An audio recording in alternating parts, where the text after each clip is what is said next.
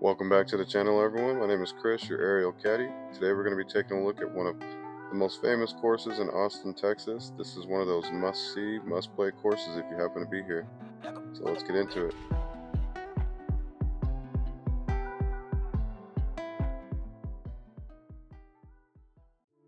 Hole 1 is a 593-foot par 4. Your main objective on hole 1 is to get through this first gap. You have 100 feet from the tee to this first tree that's right here on the left, and the gap between that tree and the one on the right is only about 12 feet wide. If you can get through this gap and flex a little bit towards the right and fade back towards the left, that'll give you the best option to put you in a good landing zone. It's 256 feet from the tee to this tree on the left here. Once you get over into this landing zone, there's a fairway to the right and a fairway to the left, with these center trees that we're flying through now kind of making a Z kind of shape in the middle of this fairway. I will say the left fairway has a couple of extra gaps to the far left if you're a forehand player or a lefty. You can skip up towards the green. This green is elevated, so you have to pay attention to how far you throw towards the basket. If you happen to land something up on the green, it usually sticks pretty well. It doesn't skip too bad unless you land towards the backside, because it kind of falls off on a little bit of a hill. If you do go past the basket, you can get yourself trapped if you land anywhere around where the green is on the right. At 322 feet, hole 2 is reachable with the mid-range, but I would suggest possibly going with a fairway driver, hitting this 10-foot gap that's right off the tee, and trying to get something that pushes more so than glides. If you try to take the fairway and you're using a mid, you kind of have to get a little bit higher. And sometimes you can just push these little ceilings up here, which you only have about 15 feet towards the lowest part of those ceilings. So if you take something, you can just drive it flat and land up here anywhere, but tend to skip somewhere in towards a circle, and you have this little berm on the backside that'll stop your disc.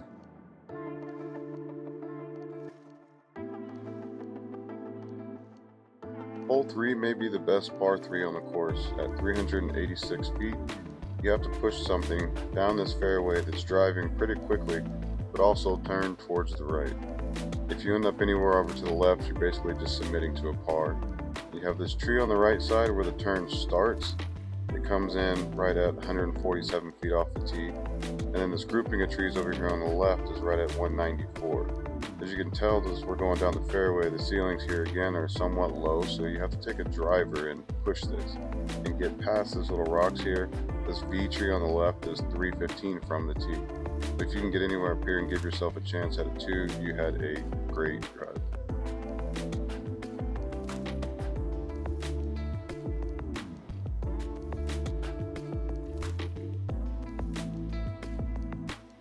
Hole 4 is not quite a dogleg like it looks in the picture, but it is 708 feet long.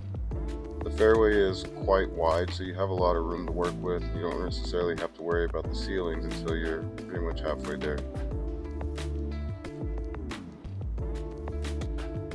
There's this dead tree over here on the right side of the fairway that comes in right at 213 feet. Kind of catty corner from it, you have this little skinny tree that's right at 265. If you can get anything down the middle of the fairway and ends up to the left, you're in good shape. Now this Y tree that's in the very center of the screen, you can see that from the tee. That's right about where the hole starts to turn. That tree comes in right around 513 feet. About 45 degrees off of that, you can start to see where the green is, and there is a gap that kind of opens up to it. If you end up to the right or to the left, you can get trapped behind these little trees, little guardians, but the green is pretty open once you actually get here.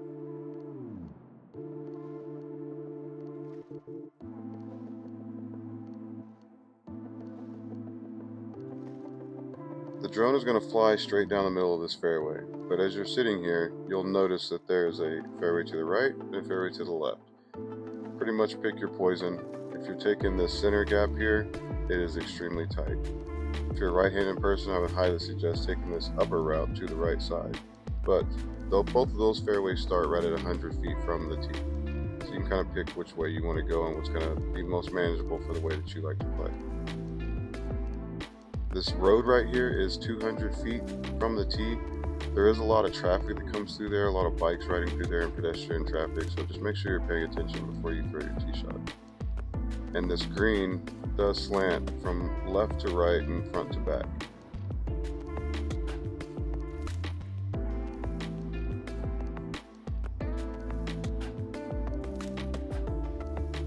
Hole 6 is a long one that has OB completely lining the entire left side. There's a public golf course just to the left of these trees here. 70 feet off the tee, you're going to have to choose either to go towards the right or to the left. This left fairway is extremely straight and a little bit more open than the right side, and can give yourself better footing for the most part than if you were to take the right side if you get caught by any of the trees. This main tree that's coming up here in the center of this left fairway kind of breaks down a couple more little fairways. It's 438 feet from the tee. Again, these posts on the left side, you can kind of see where the OB starts and where the golf course is over there. So you want to keep it anywhere to the right, but if you end up too far to the right, there is a lot of brush that's kind of piled up over there. So just do your best to manage staying in the center of the fairway, and once you get up here to the green, you should have yourself a nice chance for a decent putt.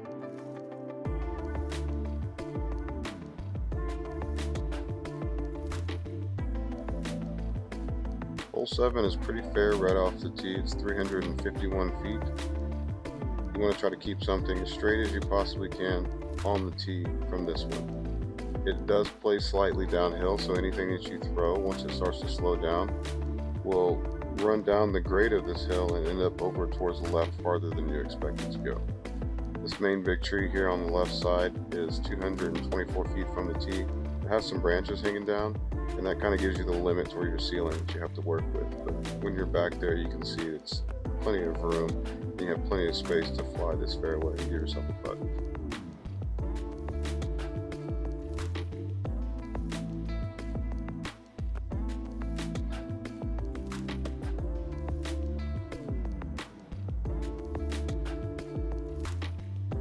Hole 8 is a 373 foot par 3, and this one is a little bit tricky. Your brain wants to tell you to go forehand, or if you're a lefty, to just throw a big hyzer shot, but in reality you have to get something that stands up and pushes a little bit if you are throwing forehand. Over here on the left side, there's bright trees, 224 feet, and then there's a little one that's slightly back behind it. It's 245 feet. That's the back side of your wall of trees that you have to work with to play this fairway. So it comes up kind of quick, and if you push the backside, you're more than likely going to hit something. So if you throw a backhand turnover or an understable disc forehand and get it to stand up and push towards the basket, that's about the only way you're going to give yourself a not so long look on this hole.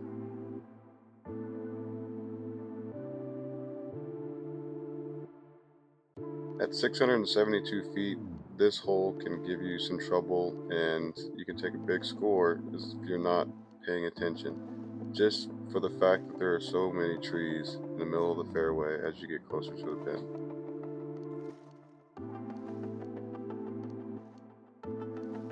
This big grouping of trees over here on the left side, that's your main aim point at 245 feet. If you get around it anywhere, you're doing just fine. But if you end up over here to the right side, you do have a backdoor kind of fairway that is more open, that plays around all of these little trees. Now if you end up over here on the left and you want to decide to play this left fairway, there is space, but there is definitely a lot more to work with to get through as you get closer towards the basket.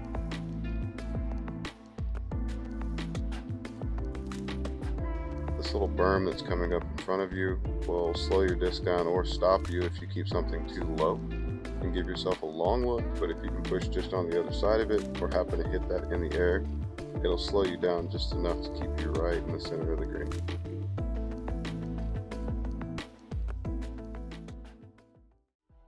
Well, I hope you enjoyed that front 9. Please come back and check out the back 9. I should have that up pretty shortly, and remember, keep chasing those chains.